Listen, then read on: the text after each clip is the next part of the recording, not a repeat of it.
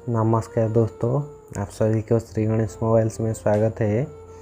दोस्तों, आज मेरे पास एक Oppo A12 का मोबाइल आया है। ये फ़ोन में दोस्तों अभी ये डेड कंडीशन में है। आज इस फ़ोन को हम रिपेयर करेंगे और रिपेयर करने के साथ हम आपको ये बताएंगे कि आपके पास कोई भी डेड मोबाइल आए, आप उसको स्टेप बाय स्टेप कैसे फॉल्ट फाइंडिंग करेंगे और उसको स्टेप बाय स्टेप कैसे रिपेयर करेंगे। अगर आपको फॉल्ट फाइंडिंग करने में दिक्कत आएगा तो आप फॉल्ट को रिपेयर नहीं कर सकते हैं। आपके पास कोई भी डेड मोबाइल आए, आप उसमें पहले फ़ोन को बिना खोले ही उसमें पीसी के साथ कनेक्ट करके उसका पोर्ट चेक करेंगे। उसका कोई ऑटो पोर्ट बना रहा है या नहीं, उसको पहले चेक करेंगे। आप देख सकते हैं हमने मोबाइल को पीसी के साथ कनेक्ट किया है, लेकिन अभी भी हमारा फ़ोन कोई भी ऑटो पोर्ट नहीं बना रहा है।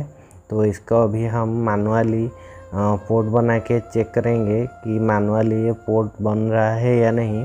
हमारा ये जो Oppo A12 है, ये मीडियाटेक का फ़ोन है, इसीलिए हम इसका वॉल्यूम अप डाउन प्रेस करके केबल को कनेक्ट कर रहे हैं। फिर भी हमारा कोई भी ऑटो पोर्ट इसमें नहीं ले रहा है।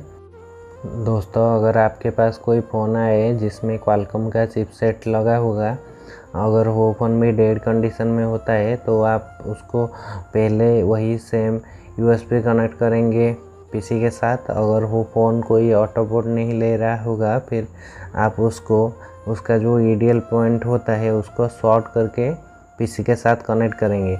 पीसी के साथ कनेक्ट करने के बाद अगर चाहे आपने वॉल्यूम अप डाउन से पोर्ट बनाया या फिर आइडियल से पोर्ट बनाए, अगर मोबाइल पोर्ट बनाता है पीसी के साथ, तो आप इसमें ये समझ लेंगे कि आपका जो पावर सेक्शन है वो लगभग 70 से 80% ओके है।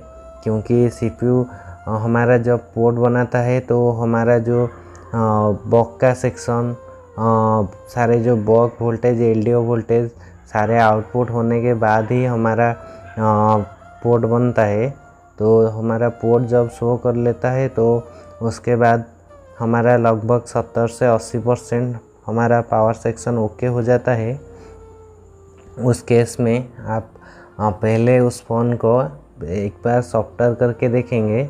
अगर सॉफ्टवेयर के बाद नहीं होता है तो आप उसमें eMMC को हेल्थ चेक करेंगे या eMMC रिपेयर करेंगे। लेकिन कभी कभी ये भी होता है, फ़ोन ड्रॉप डाउन के केस में CPU और eMMC के बीच में जो इंटरनल ट्रैक होता है वो भी कभी कभी ब्रेक हो जाता है। उस वजह से भी फ़ोन ऑटो पोर्ट ले रहा होता है।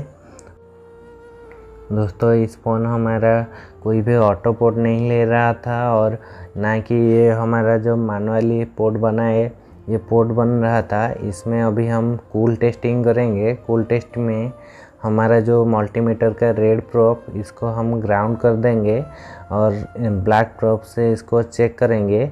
बैटरी कनेक्टर का एक सिरा हमारा जो ग्राउंड का होगा वो पूरा 0 आएगा और दूसरा साइड 300 से 600 के बीच में होगा। जो उसका भी बैट लाइन होगा उसमें 300 से 600 एक साइड GR आएगा और हमारा यहाँ पे 477 आ रहा है और दूसरा साइड हमारा 1000 से ऊपर रीडिंग आना चाहिए। तो ये ओके GR होता है, जो ओके जिसमें शॉर्टिंग वगैरह नहीं होता है। लेकिन इसमें हम जब ब्लैक प्रोब को ग्राउंड करते हैं और रेड प्रोब से शॉर्टिंग चेक करते हैं तो ये दोनों साइड हमारा 300 से 600 के बीच में आ रहा है। उसका मतलब यहाँ जो बैटरी कनेक्टर में भी बैट लाइन में कोई हाफ शॉर्टिंग का इशू है इस फ़ोन में। उस वजह से हमारा जो बैटरी कनेक्टर का दोनों साइड 300 के 600 से बीच में आ रहा है। दोस्तों, हम आपको अभी एक ओके वाला बोर्ड दिखाते हैं। उसमें GR कैसा शो करता है, क्योंकि आपको जब तक ओके बोर्ड का GR पता नहीं होगा, आप जो बोर्ड में फॉल्ट होगा उसको पकड़ नहीं पाएंगे। तो इसलिए मेरे पास एक Note 9 Pro का ओके बोर्ड है। हम उसमें आपको दिखाते हैं। बैटरी कनेक्टर जो फ़ोन में कुछ सेटिंग नहीं होता है उसका जीआर कैसा होता है।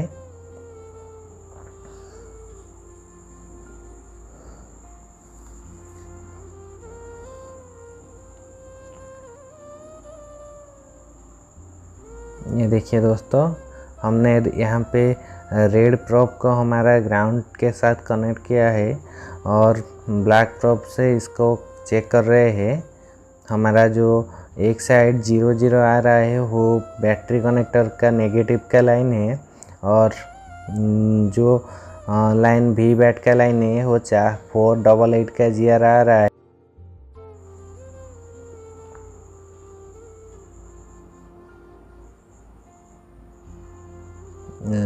देखिए दोस्तों, इसको जब हम रेड प्रोब को वी बैट लाइन में और ब्लैक प्रोब को ग्राउंड के साथ कनेक्ट करते हैं तो हमारा जो जीआर है वो 1400 के आसपास आ रहा है। हमारा जो ओके कंडीशन में जो बोर्ड होता है वो 1000 के ऊपर जीआर आना चाहिए या फिर वो ओएल होना चाहिए। जो हमारा नोट 9 प्रो का जीआर है वो बिल्कुल ओके होता है। अगर कोई बोर्ड में दोनों साइड भी ग्राउंड के साइड भी 0 0 रीडिंग आता है और वी बैट के लाइन में भी 0 0 रीडिंग आता है, उस केस में हम वी बैट लाइन को फुल शॉट मानेंगे। और अगर कोई साइड जीआर 0 0 आता है और वी बैट लाइन में हमें ओएल मिलता है तो उसका मतलब हमारा वी बैट का लाइन कहीं से ओपन हो गया है। हाँ, उसके वजह से उस लाइन में ओएल यानी ओपन लाइन आ रहा है। लेकिन ओपन लाइन का केस उतना नहीं आता है, ज़्यादातर हाफ शॉटिंग का केस आता है और फुल शॉटिंग का भी केस आता है। लेकिन ओपन वाला केस उतना ज़्यादा नहीं आता है, फिर भी आपको मालूम होना चाहिए ये सब।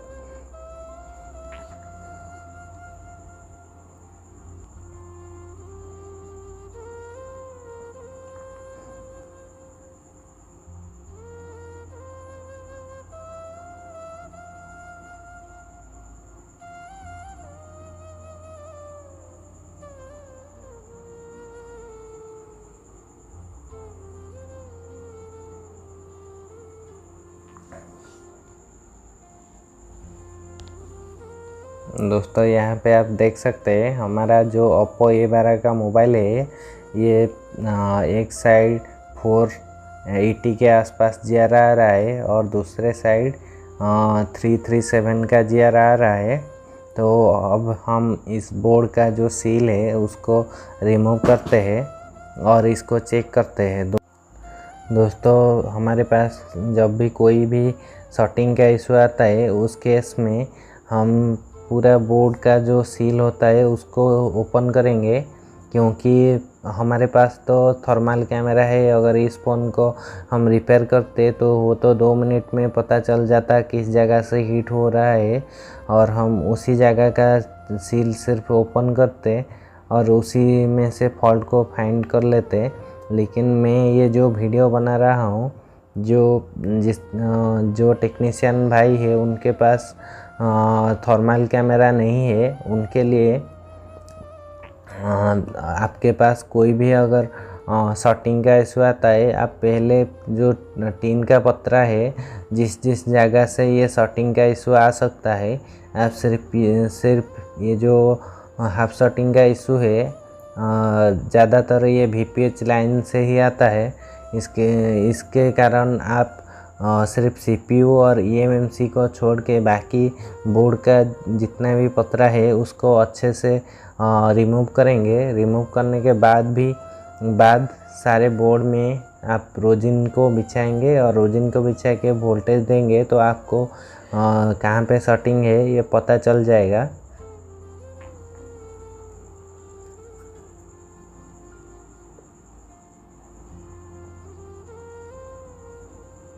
दोस्तों, अगर आप सारे सील को रिमूव नहीं करेंगे और शॉटिंग कहीं से भी हो सकता है, तो अगर टीन के नीचे होगा तो टिन के ऊपर वाला रोजिन तो नहीं मेल्ट होगा, तो आपको पता नहीं चलेगा। इसलिए आप सील को पहले अच्छे से रिमूव करेंगे। रिमूव करने के बाद आपको जहाँ भी शॉर्टिंग होगा वो अच्छे से पता चल जाएगा।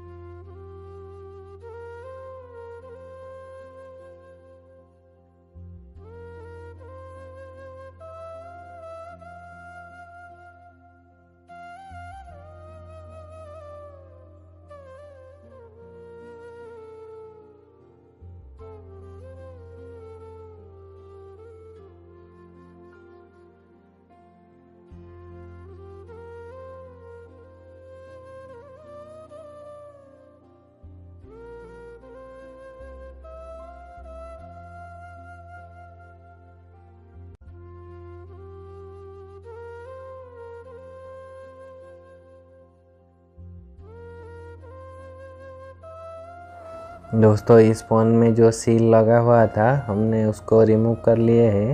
रिमूव करने के बाद इसको अच्छे से क्लीन कर लिए है, क्योंकि हमने ये सारा सील ओपन करने का रीज़न ये है, हमारा जो VPH लाइन है वो पावर आईसी में भी जाता है और इसमें जो 4GPA है उसके पास भी जाता है।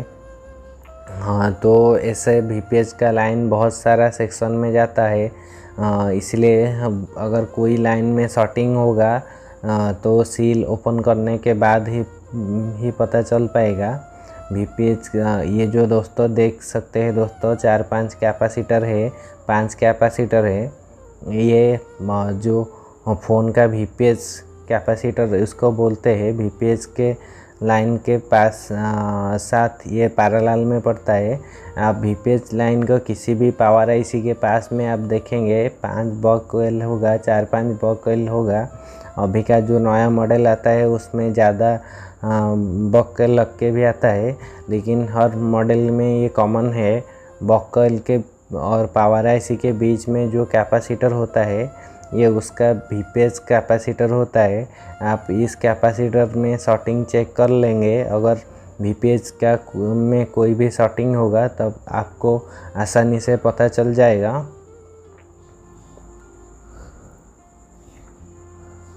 यहाँ पे दोस्तों देख सकते हैं हमारा जो VPH लाइन है वो फुल शॉर्ट में है, इसीलिए हमारा जो GR आ रहा है वो 00 आ रहा है। लेकिन हमारा बैटरी कनेक्टर में जो GR है वो दोनों साइड 300 से 600 के बीच में आ रहा है, क्योंकि ये जो VBAT और VPH लाइन दोनों डिफरेंट लाइन होता है। दोस्तों हमारा जो VBAT लाइन होता है वो बैटरी कनेक्टर से DC to DC IC का इनपुट लाइन को हम VBAT लाइन बोलते हैं। जब वो supply DC to DC IC में इंपुट होने के बाद वो आउटपुट निकलता है, वही सेम वोल्टेज निकलेगा। जो VBAT का वोल्टेज होता है 3.7 से 4.2 वोल्टेज, उसी voltage DC to DC output करेगा। लेकिन उसमें जो डायरेक्ट बैटरी कनेक्टर का वोल्टेज सारे सेक्शन का अगर दिया जाता तो अब उसमें प्रोटेक्शन नहीं होता। अगर वोल्टेज में कुछ ऊपर नीचे होगा तो डायरेक्ट हर सेक्शन में असर होता। लेकिन अगर ये जो voltage DC to DC IC को दिया जाता है और वो DC to DC IC mobile में सारे सेक्शन को प्रोवाइड करता है, तो वोल्टेज में कोई भी ऊपर नीचे होगा तो सिर्फ इसमें DC टू DC IC ही ख़राब होगा। ये DC टू DC IC का जो आउटपुट लाइन 3.7 से 4.2 वही सेम वोल्टेज होता है, लेकिन वो इनपुट के लाइन का नाम VBAT होता है। और DC टू DC IC का जो आउटपुट लाइन होता है उसको हम VPH लाइन बोलते हैं। किसी किसी सेट में उसको VSYS भी बोलते हैं। तो उसमें नाम में कुछ नहीं है, और उसका आपको सिर्फ ये समझ लेना है जो बैटरी कनेक्टर से DC टू DC IC तक का लाइन है उसको VBAT लाइन बोलते हैं। और जो DC टू DC लाइन से जो आउटपुट निकलता है जो वोल्टेज उसको हम VPH बोलते हैं। ठीक है दोस्तों, इसमें अभी हम रोजिन लगाते हैं। रोजिन लगा के इसमें हम शॉर्टिंग को फाइंड करते हैं कहाँ पे ये जो शॉर्टिंग है।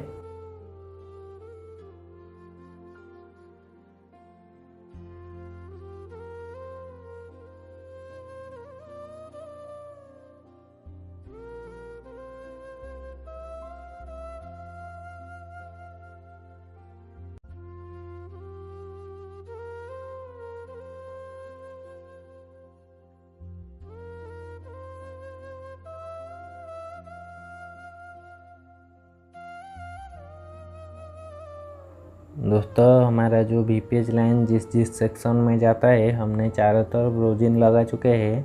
और अभी हमने DC पावर सप्लाई में 4.2 वोल्ट और 5 एम्पेयर सेट करके रखे हैं। हमारा जो रेड प्रोब है वो मीटर का DC पावर सप्लाई का माइनस के साथ कनेक्ट हुआ है, और ब्लैक प्रोब हमारा जो है वो प्लस के साथ कनेक्ट हुआ है, क्योंकि इसमें जो सुई लगा हुआ है वो पॉइंटेड है और टच करने में कंपोनेंट में अच्छा रहेगा, इसलिए हमने उल्टा लगाया है DC पावर सप्लाई में। यहाँ पे दोस्तों देख सकते हैं हमारा जो VPH लाइन में हमने जहाँ पे टच किया वही वाला कैपेसिटर हमारा शॉर्ट है। हम इसके ऊपर और एक बार रोजिन डाल के वोल्टेज देते हैं और देखते हैं हमारा वही वाला कैपेसिटर मेल्ट होता है या नहीं।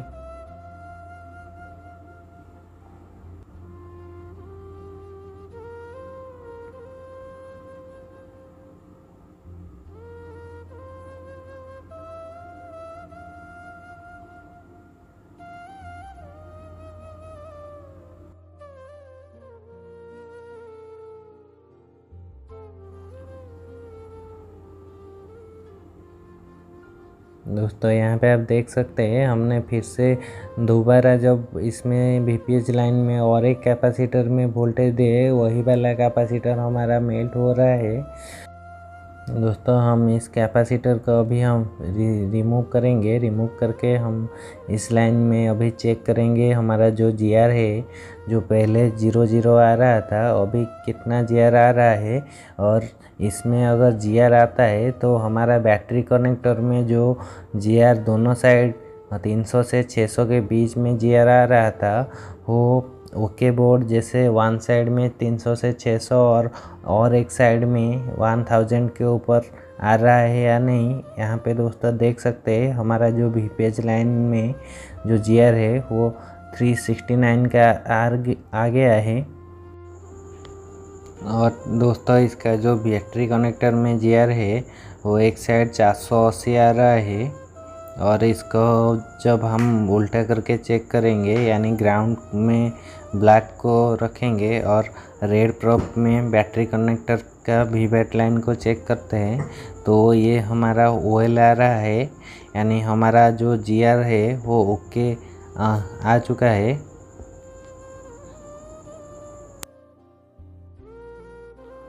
दोस्तों हमारे फ़ोन में जो शॉर्टिंग था वो VBAT लाइन में मिल गया। अगर ये शॉर्टिंग हमारा VBAT लाइन नहीं होता तो आगे हम इसका जो बॉक कॉइल का जो आप देख सकते हैं जो चारों बॉक कॉइल है इस लाइन को हम चेक करते उसमें शॉर्टिंग है या नहीं।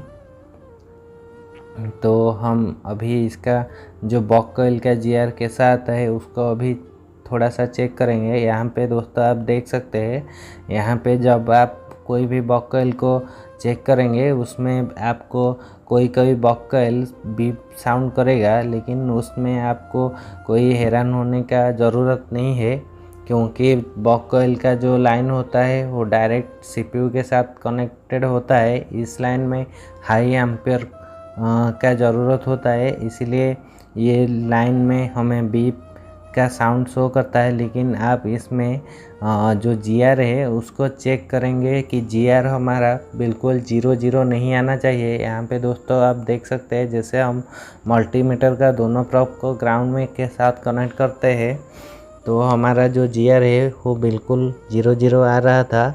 ऐसा जीआर नहीं आना चाहिए। आपको कोई भी जीआर आए उसमें आपको 0 बिल्कुल नहीं आना चाहिए, तो आप उसको शॉर्टिंग नहीं मानेंगे।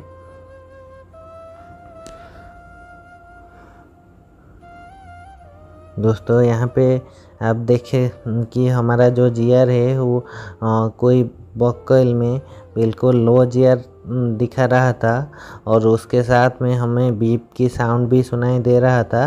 तो इसको अभी हम चार्जर के साथ कनेक्ट करते हैं और चेक करते हैं हमारा जो बॉक के लाइन बिल्कुल लो जीआर शो कर रहा था, उस लाइन में हमें कोई वोल्टेज मिल रहा है या नहीं।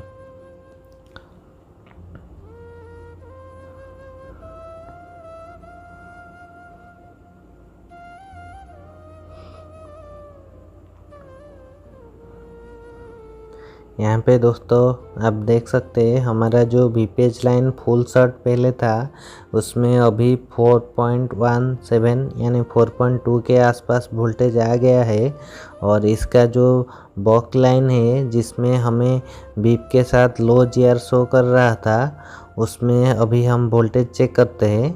ये जो लाइन है वो बॉक कॉइल का लाइन इसी लाइन के साथ इस कैपेसिटर के साथ कनेक्टेड है, तो हम डायरेक्ट उसमें वोल्टेज चेक किए तो 0.8 वोल्ट मिला। यहाँ पे आप देख सकते हैं यहाँ पे भी 0.8 वोल्टेज आ गया है, यहाँ पे भी 0.80 वोल्टेज आया है। और दोस्तों ये जो कॉइल है ये उसका हाई एलडीओ का कॉइल है, इसमें 2 वोल्टेज मिलना चाहिए। यहाँ पे आप देख सकते हैं दोस्तों 2.0 वोल्टेज मिल गया है और यहाँ पे कोई भी वोल्टेज नहीं मिल रहा है। शायद ये मॉडेम का कॉइल हो सकता है। इसमें दोस्तों जब हमारा फ़ोन प्रॉपरली ऑन होगा उसके बाद ये सॉरी दोस्तों ये VPA APT का कॉइल होगा, क्योंकि ये मीडियाटेक का आईसी लगा हुआ है इसमें। तो ये फ़ोन जो है वो प्रॉपरली ऑन होने के बाद ये वोल्टेज इसमें मिलेगा। आपने देखा दोस्तों इस जो मोबाइल में जिसमें हमारा फुल सेटिंग का इशू था उसमें जो बॉक कॉइल का लाइन है उसमें बिल्कुल लो जीआर बता रहा था, लेकिन हमने जब इसमें वोल्टेज चेक किया तो इसमें 0.8 वोल्टेज मिला। और आपको इसमें से ये समझ लेना चाहिए अगर कोई लाइन में हमारा जीआर वोल्टेज मिल रहा है वो बिल्कुल भी शॉर्टिंग नहीं है। ठीक है दोस्तों, हमारा फ़ोन को अभी हम ऑन करते हैं और देखते हैं हमारा फ़ोन ऑन होता है या नहीं। दोस्तों इस फ़ोन में पहले हमने बैटरी का वोल्टेज चेक नहीं किया क्योंकि हमने यहाँ पे नया बैटरी डाला था, लेकिन आपको मोबाइल को बोर्ड में चेकिंग करने से पहले बैटरी का भी वोल्टेज चेक करना होता है, क्योंकि छोटी छोटी चीज़ को हम भूल जाते हैं, बाद में वही से ही दिक्कत होता है। हमारा जो डिस्प्ले था वो ख़राब था, हमने इसमें डिस्प्ले लगा के चेक किए तो हमारा ये फ़ोन तो ऑन हो गया है। थैंक यू दोस्तों मेरा वीडियो लास्ट तक देखने के लिए।